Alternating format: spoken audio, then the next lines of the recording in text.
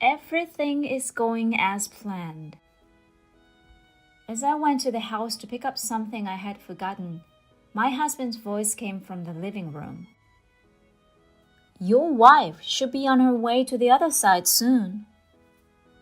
My mother-in-law says, I can't believe they despised me so much that they wanted to murder me after living with me for so long.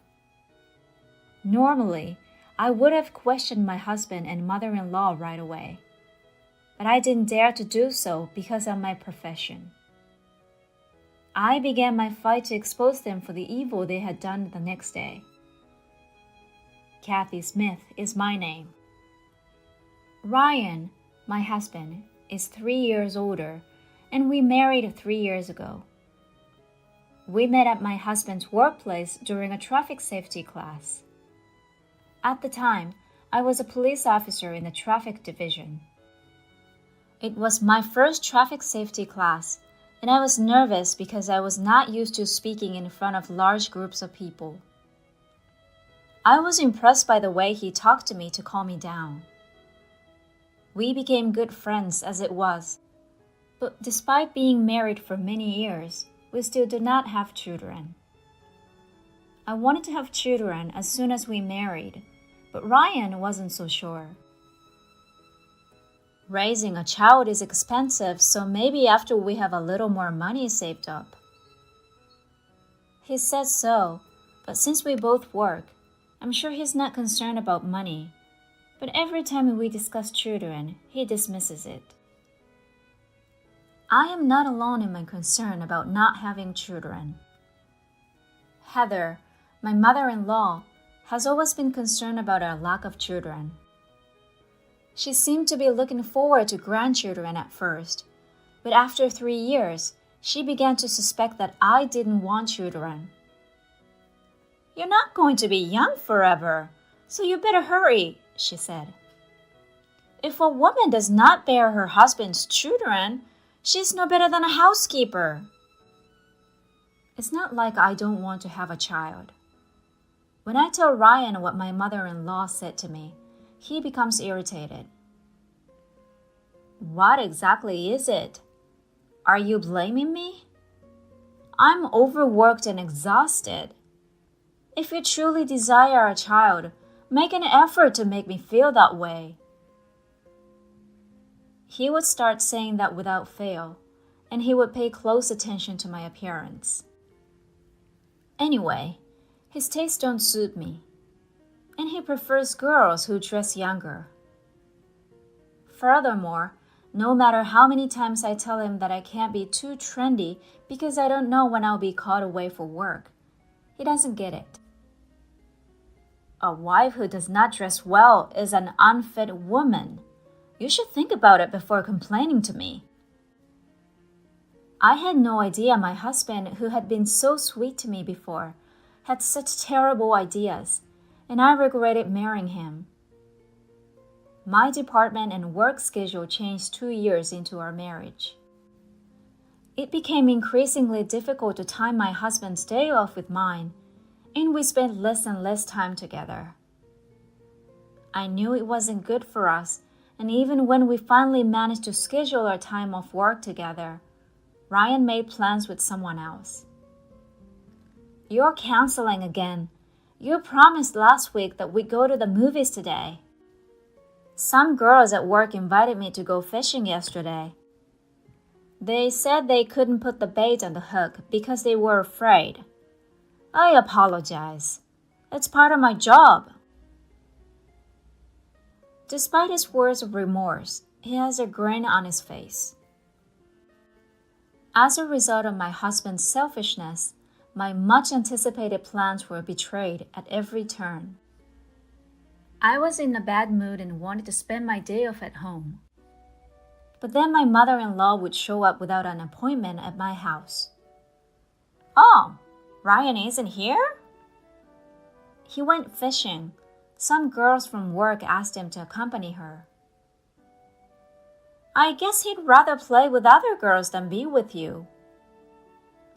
I don't want to deal with my mother-in-law, who can say such things to me and act like she doesn't care. but I can't just leave her alone and go out. So my days off would end with her sarcastic remarks like this. You don't appear to be able to have children. You need to be more proactive. You're his wife, right? I'm doing my best as well, but it's about money, and Ryan isn't thrilled about it. Because of finances? So, how much money do you make now? I hesitated to tell her about private matters, even if she was my mother-in-law. When I told her a little less than my actual pay, she sneered, with a disappointed expression on her face. Oh my, it's surprisingly less than I thought. After all, I'm a civil servant. With such low wages, how can you want to have children? What on earth was she comparing them to? I wish she would not compare a wealthy individual to a civil servant. However, something about my mother-in-law's demeanor felt strange at the time. And the doubts I was experiencing at the time were only the beginning of the story that was to unfold. My mother-in-law began to openly bully me after that day. Her visits to my house have increased to the point where I see them half the week. When I got home from work one day, my mother-in-law entered the house using her own key and was cooking dinner.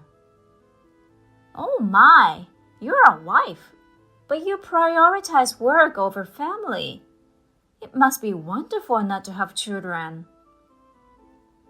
Perhaps it was because of my sarcastic mother-in-law's meals, but I was always sick after eating. She would wake me up once when I was sleeping after a night shift. How long do you intend to stay in bed? You're not a good wife if you stay in bed until noon because of your job. This will make a man want to go out and find someone else. She then forced me to eat breakfast. As a result, I gradually discovered that nothing I ate tasted good, and in some cases tasted bitter. After more than a month of this, I was so tired from stress and lack of sleep that I had to go to the bathroom right after eating. When Ryan saw my tired face, he became annoyed rather than concerned. I'd feel down too if you made such a sour face at home. You have been slacking by delegating housework to my mother, so you should at the very least be sociable. She only visits when I'm too busy to do the housework, and she's always sarcastic. You're well aware of this, aren't you? Despite my warnings, he ignored me and continued to watch TV. He refused to listen to what I had to say. Instead, he kept laughing at the TV show, and my rage erupted. Ryan, you don't look at me when we talk anymore. You've started canceling plans with me even on holidays. Are you having an affair? That's a horrible accusation. My husband raised his voice in response to my words. I have a business matters. How can you say that without knowing how difficult it is? You only feel that way because you're the one who's cheating on me. He turned red and spoke in a firm tone. I was too stunned by the power of his words to respond. Furthermore, my husband took it out on the vase on the table, knocking it to the floor and sending shards flying at my feet. You don't have to go this far. That was the first time I had felt threatened by my husband. Such incidents have occurred on numerous occasions since then, and simply being at home with my husband has made me feel uneasy. I had to leave the house for a few days for work one day. I left for my business trip, but I realized I had left my important notebook at the door and forgotten about it. So I hurried back home. It's so nice of you to go on a business trip without doing any housework, isn't it? I was told the day before. I felt awkward seeing my husband because we had argued the day before and left the house. So, when I got home, I opened the front door slowly so as not to make a sound. I discovered my mother-in-law's shoes there. I was about to walk away when I overheard them conversing. I got the thing, and so far everything is going as planned. Your wife is going to die soon. That's correct. However, it's not as effective as I thought. She's been going to the bathroom after every meal, so I guess it's about time. The conversation took my breath away. I couldn't believe what I was hearing. What exactly does she mean? I quickly took out my voice recorder, which I always keep with me, and began recording. Unaware of what I was up to, the two in the room were upbeat and talking loudly about their crazy plan. Should we increase the amount of the life insurance policy? That way, we'll be able to pay off Mom's debt, right? I'd be extremely grateful. You won't have to look at that ugly girl every day too, then. I held my breath in surprise. I can't believe they think of me like that, even if they don't like me. In addition, I could hear him saying, "She's a police officer, but in the traffic department, so she'll never find out about it." I gradually became more angry than sad, vowing vengeance on them. On my business trip, I kept thinking about how I could get back at my husband. A colleague who was with me was concerned about my glum expression, and when I complained to him, he gave me some unexpected information. He told me that a drunken man had caused a commotion at a club a while ago, and when he arrived, he discovered that the drunken man was Ryan. He said that he recognized my husband's face right away because he was at my wedding. "This is my girlfriend," he exclaimed. "I'll beat up anyone who tries to touch her." Ryan was so drunk, hugging the female workers and kicking the table. But he wasn't drunkenly saying this. He actually appeared to be in a relationship with her. I suspected he was cheating on me. Everything my husband had done up to that point made sense to me. I wasn't surprised as I was shocked, but I was motivated to conduct a thorough investigation into my husband's affairs as well. Watch out, I'm not going to let this go. A week later, my husband abruptly began speaking to me in the same friendly tone he used when we first began dating. I was expecting him to have a hidden agenda, but instead he handed me a document. "Kathy, you always give your all in your dangerous job as a police officer. I admire you as a husband, but I'm concerned about you." What a pleasant surprise. It was a life insurance application. I was convinced that he was considering carrying out the plan. Even so, I wanted to believe Ryan one more time. "Do you really believe that? Is it possible that someone will try to murder me? Would you be concerned if that happened?" I locked my gaze into his. "Please, I beg you to reconsider," I thought in my head, as he nodded at me with a big smile on his face. "Of course!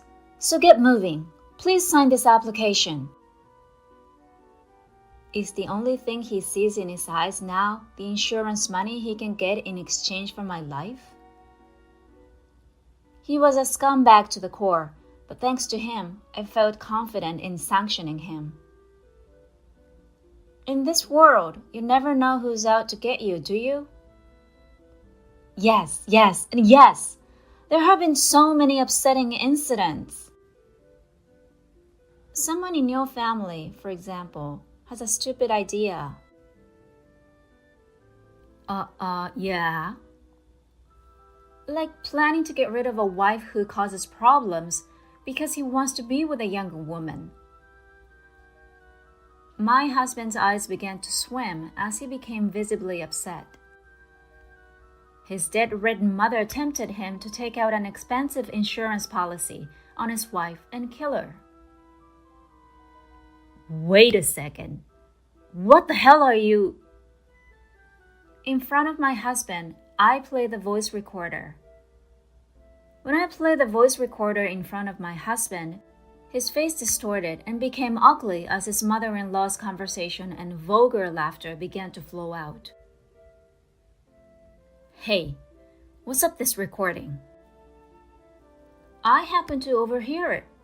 Thank goodness I have a voice recorder. I wouldn't have it if I'd spent my entire life working in traffic. You work in the traffic division, though. I'm now in the criminal division. I also told you so. So, I guess you've been busy thinking about a woman since then, and you've been ignoring me. I slammed the photographs of the affair evidence that my husband had hidden in his room. These were the only ones I discovered while searching the house while my husband was away, and strong evidence. I don't know anything of these pictures. I don't even know who she is. I heard she works at a high-end club, the one you had a problem at. You're so cool. I heard you yelling, "She's my girl!"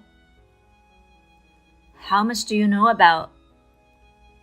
Not sure. Concerned. He was now making excuses to his wife no matter what.